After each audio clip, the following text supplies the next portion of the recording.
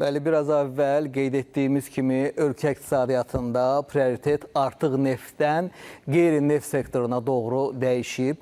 Ölkənin ixrac potensialını artırmaq üçün kənd təsərrüfatı, sənaye və emal sahələrində istehsalın genişləndirilməsi vacibdir.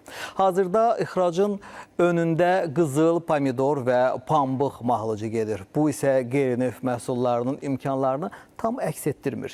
Qeyri-neft sektorunun daha da inkişafı və ixracın şaxələndirilməsi üçün hansı əsas addımlar atılmalıdır? 2021-2026-cı il sosial-iqtisadi inkişaf strategiyasına baxdıqda görürük ki, 2026-cı ildə qarşıya qoyulan hədəflərdən biri Azərbaycanda qeyri-neft ixracını təxminən 5 milyard ABŞ dolları səviyyəsinə qaldırmaqdır.